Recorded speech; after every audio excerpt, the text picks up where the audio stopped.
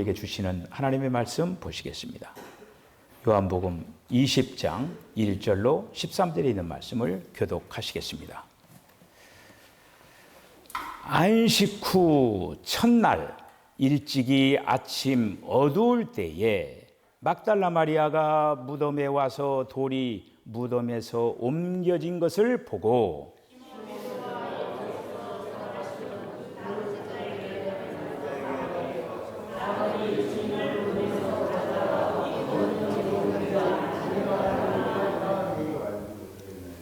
베드로와 그 다른 제자가 나가서 무덤으로 갈새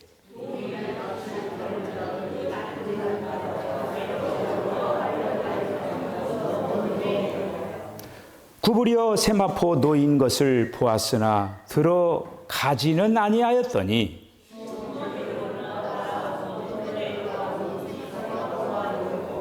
또 머리를 쌌던 수건은 세마포와 함께 놓이지 않고 딴 곳에 쌌던 대로 놓여 있더라.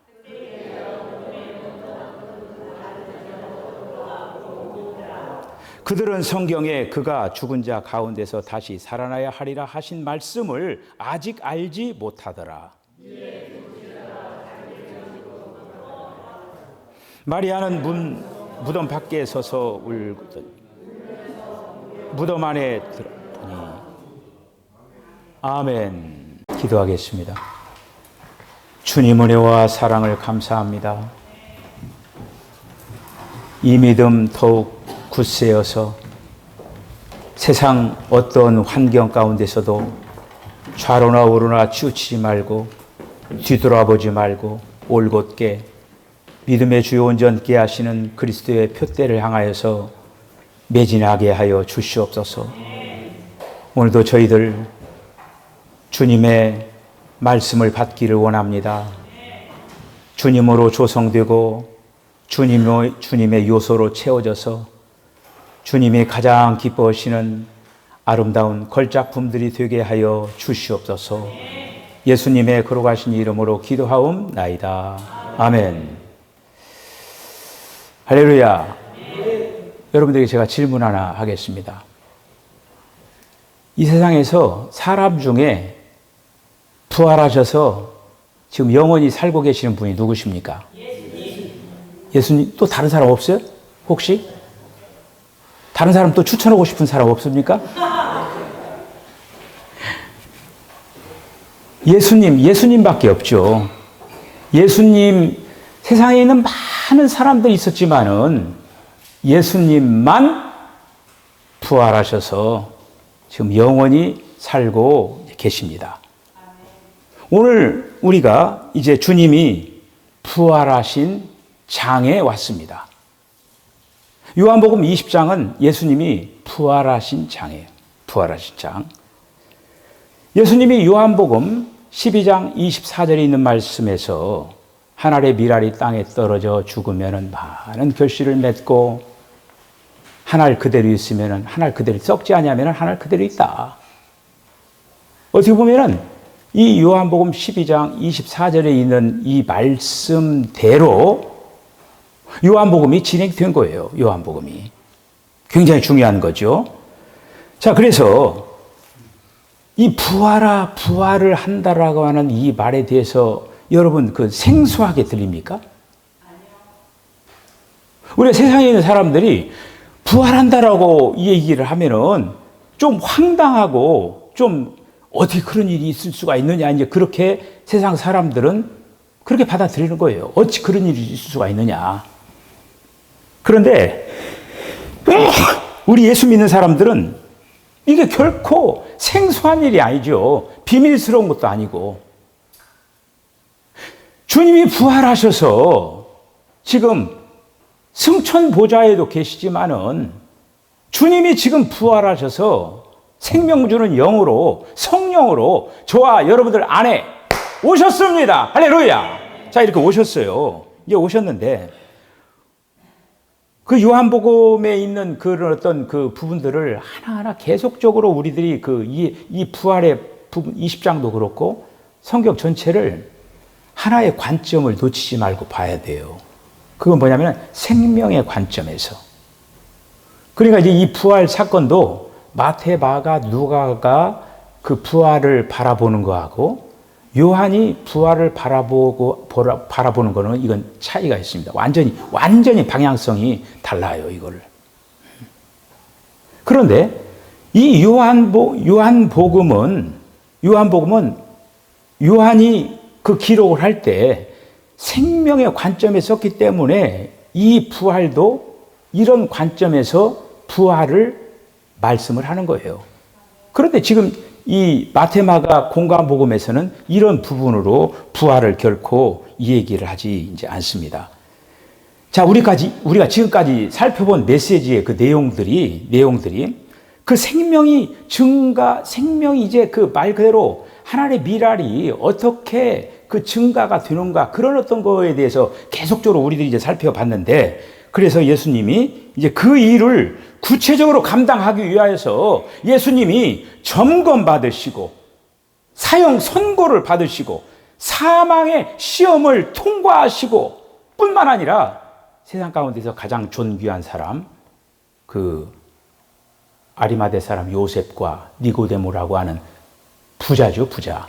그들의 묘에다가 장사를 지내면서 존귀함을 얻는 그러한 이제 부분을 우리들이 이제 보고 주님이 안식을 하시고 나서 이렇게 이제 부활을 이제 하십니다. 자, 오늘 본문에 있는 그 20장 1절에 있는 말씀을 보면은 주의 첫날에 부활하셨다라고 하는 거예요. 오늘 저와 여러분들이 이제 우리들이 분명히 알릴 건 뭐냐면은 이거는 무슨 부활했다 믿으십시오 무슨 뭐 이렇게 얘기를 해라. 우리가 이제 이 부활이라고 하는 거는 예수님이 벌써 이제 구약에서부터 예수님이 오시기 전부터 예수님이 뭐 고난 받으시고 고통 받으시고 그런 것들은 물론 다 얘기를 다 해놓고 부활하는 것도 다 얘기를 해놨어요. 그런 어떤 것들이 성취가 되었다라고 하는 거죠. 할렐루야. 우리가 믿는 하나님은 신실하신 하나님이십니다. 사람들은 때를 따라서 말을 해놓고 아주 그 시건을 하는 사람들 있잖아요. 그 약속해놓고 시건 약속 지키지도 않고 그러잖아요. 그런데 하나님은 말씀하시고 반드시 지키시는 하나님이십니다. 할렐루야. 자, 그래서 오늘 이제 주의 첫날에 부활을 하셨다라고 하는 거예요. 그래서 주님의 이 부활이라고 하는 거는 새 시대를 연 거예요. 새 세대를 열었다라고 하는 거예요. 새 시대로 가는 새로운 시작을 예수님이 이 부활이라고 하는 것을 통해서 시작을 했다라고 하는 거예요. 그래서 성경에서 정말로 위대한 날이 어떤 날이냐? 바로 이 주님이 부활하신 날이라고 하는 거예요. 할렐루야. 그게 굉장히 중요합니다. 여러분, 그 일주일이라고 하는 이 7일간의 기간이 있잖아요.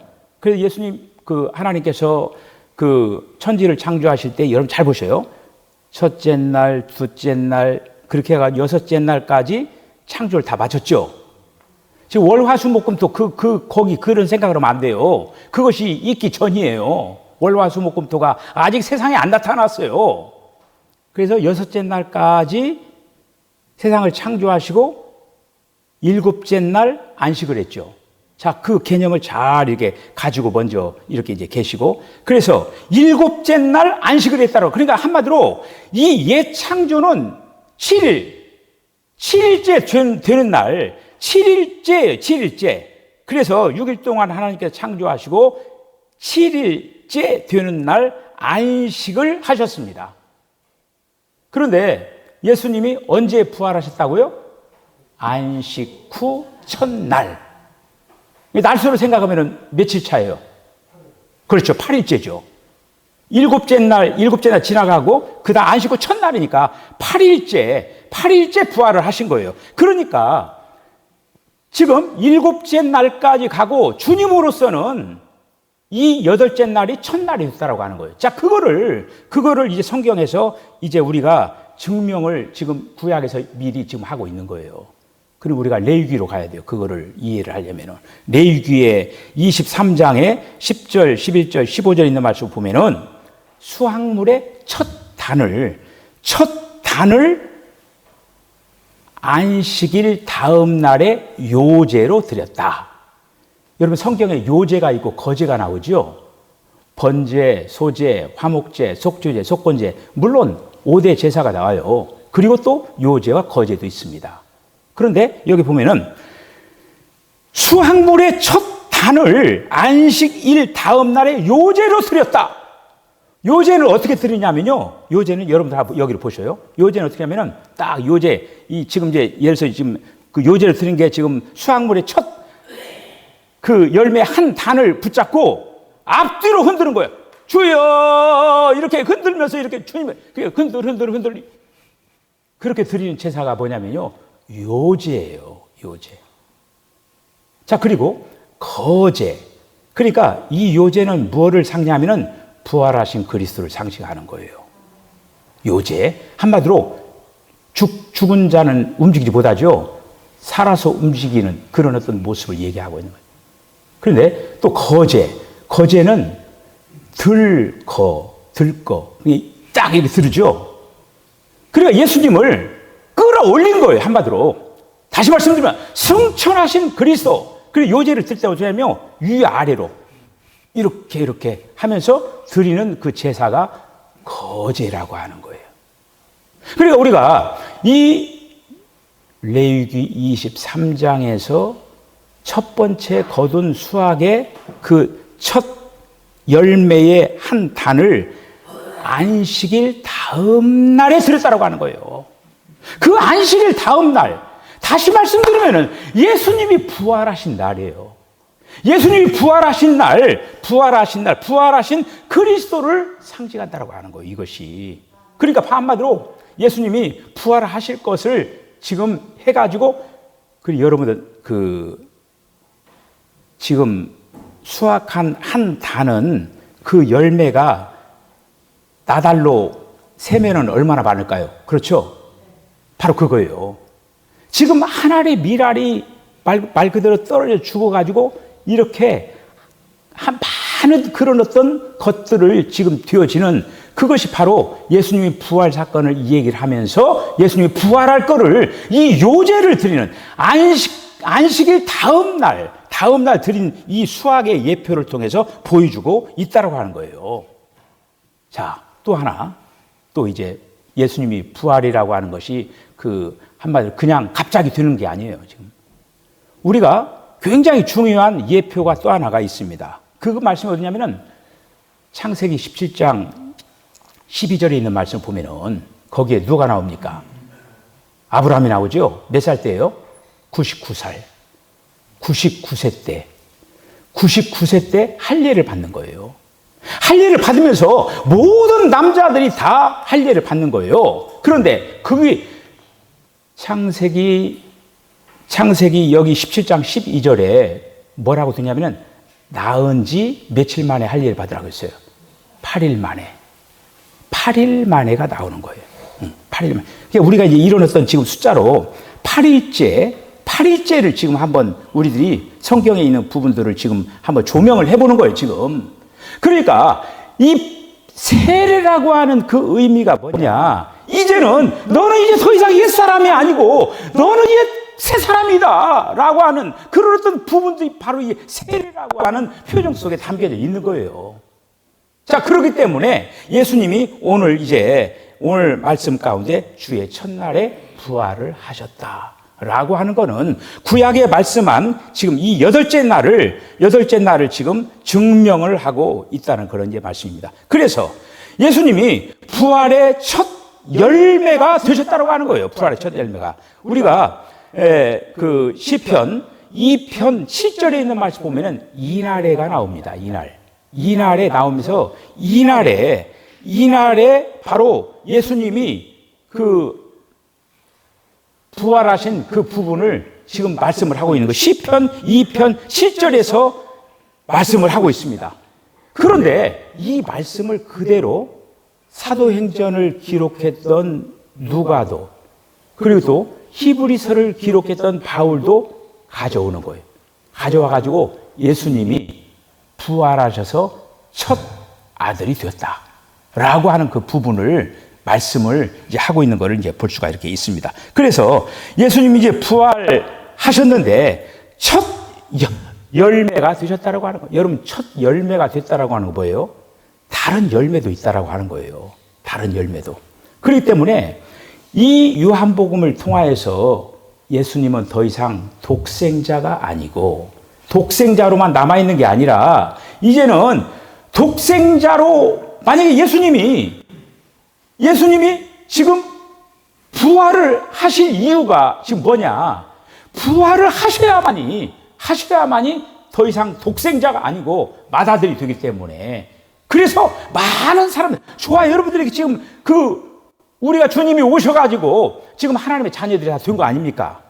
그 일을 이루기 위해서, 그 일을 성취하기 위해서 예수님은 어떻게 보면은 부활의 첫 열매가 되셨다는 그런 이제 말씀입니다. 그래서 예수님이 부활하실 때 이제 그 모든 옛 창조가 종료가 된 거예요. 그 예수님이 예를 들어서 이제 그 사람이 죽으면은 수의라고 하는 걸 입히잖아요. 수를 입히죠? 그 세마포옷을 입히고 다 이렇게 입혔는데 예수님이 입으신 그 수의가 예수님의 무덤의 유편에 어떻게 됐다고 했어요?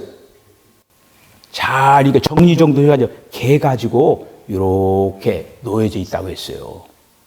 이것이 굉장히 중요한 어떤 하나의 부활의 예표라고 볼 수가 있습니다. 지금 베드로와 다른 어떤 제자들이 지금 뭐예요? 누가 가져가지 않았냐? 예수님 시체를 가져가지 않았냐? 그런 어떤 걱정을 하고 있었던 거 아닙니까?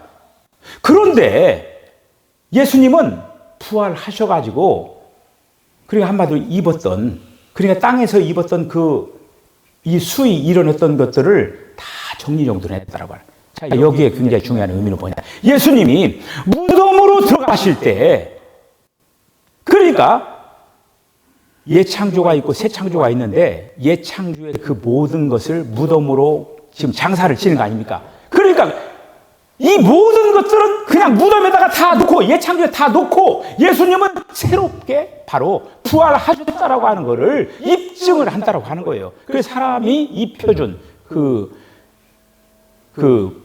요셉과 그리고 또 니고데모가 거금을 들여가지고 그냥 모략을 바르고 다 또 무덤을 예비를 해서 그렇게 해서 그 장례를 치렀잖아요.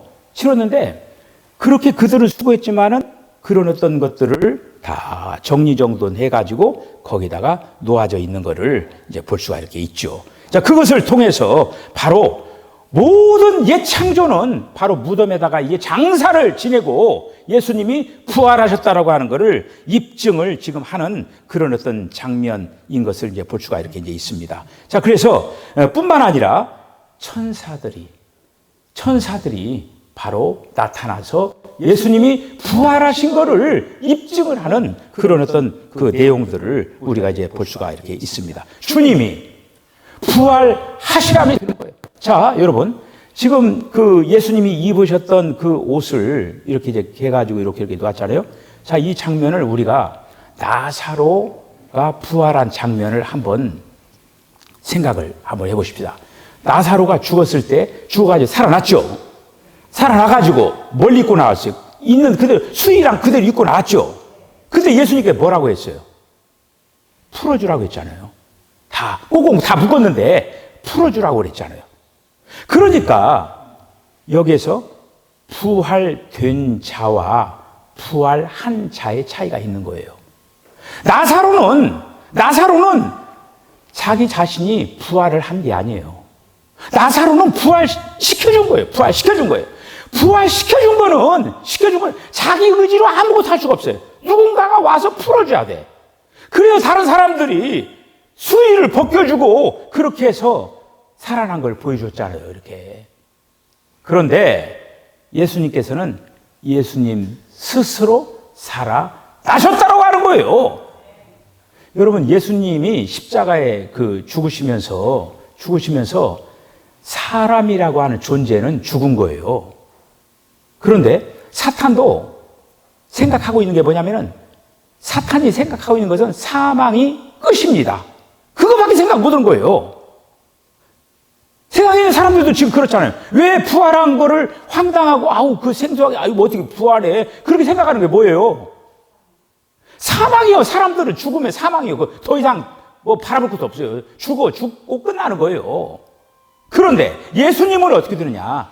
예수님은 사망이 끝이 아니라 사망에서 다시 살아나는 것이 바로 주님이 말씀하시는 그 부분이라고 하는 것이죠. 자, 이거를 입증을 이렇게 이제 시켜준 거를 볼 수가 이렇게 있죠. 그래서 예수님은 자기 스스로 이미 십자가에 달리시며 사람의 생명은 그냥 끝난 거예요. 그러나 예수님 안에 어떤 생명이 있습니까? 부활의 생명이 있는 거예요. 하나님의 생명이 있는 거예요. 성령으로 잉태했잖아요. 하나님의 생명이 그 안에 있는데 사탄도 예수님 안에 있는 하나님의 생명은 끝낼 수가 없는 그 생명이 어떤 생명이냐? 부활 생명이에요. 그 부활 생명이 그냥 드러난 거예요. 자, 그러면서 사람이신 그 예수님이 사람으로서 살아나는 최초의 사건이 일어난 거예요. 이건 정말 놀라운 거죠. 하나님이 역사 이래 수많은 사람이 있었는데 유일하게 지금 살려낸 생명은 지금 예수님을 지금 살려가지고 맏아들로 삼으셨다는 거예요. 할렐루야. 여러분, 저와 여러분들은 예수님처럼 살아납니다. 할렐루야. 저와 여러분들 안에 지금 어떤 생명이 있습니까? 저와 여러분 안에 있는 성령은 부활 생명이에요. 여러분들 죽어도 이제 이 다음에 주님이 부활시켜 주실 줄로 믿습니다. 이렇게 안 해도 돼요. 이미 저와 여러분 안에는 부활 생명이 와 계십니다. 그리고 와 계시기 때문에 주님이 이 다음에 이제 우리가 이제 이 땅에서 주님이 오시기 전에 만약에 죽으면은 여러분들 자녀들이 화장을 시키든지 뭘 하든지 다 한마디로 흙으로 돌려보내겠죠.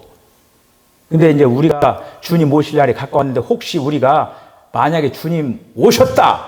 그럼 우리는 어떻게 하냐면 죽음을 통과하지 않고 이 살아있는 몸이 신령한 몸으로 바뀌어져 가지고 공중으로 올라갑니다. 할렐루야. 이렇게 되어진 거예요, 이거가. 어쨌든 주님이 부활하신 목적이 뭐냐? 많은 사람으로 하여금 주님의 생명을 공급하게 하기 위하여서 주님은 살아나셨습니다. 살아났다라고 하는 것은 주님이 살아났다 교리적인 것이 아니에요. 이건 실제적인 것입니다. 주님은 살아나신 거예요. 살아나셔가지고 저와 여러분 안에 지금 와 계십니다. 역사하고 계시는 거예요. 이제 우리가 다음 시간에 이제 또 다른 부분을 보기로 하고 주 예수님께서는 부활하셔서 지금 우리 안에 성령으로 오시기 위하여서 부활하셨다.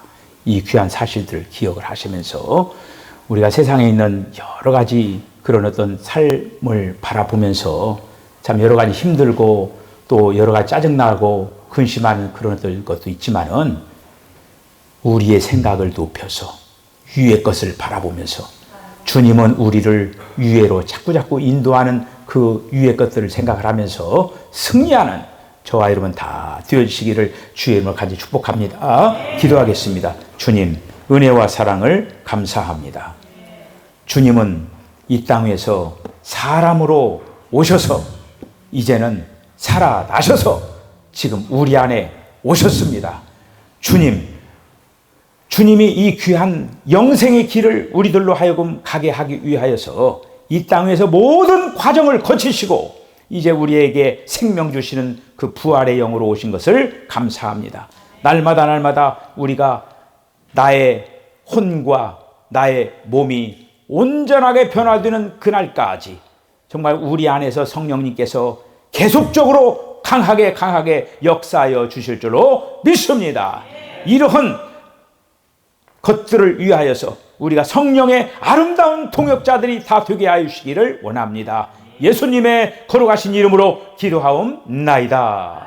아멘. 지금으로 좀 예수 그리스도의 거룩하신 은혜와 하나님 아버지의 극진하신 사랑과 성령의 감동 감화 교통하심이 우리 안에 들어오시기 위하여서 이 땅에 오셨고 모든 과정을 거치셔서 우리에게 생명 주시는 영, 성령, 부활의 영으로 오신 것을 감사합니다.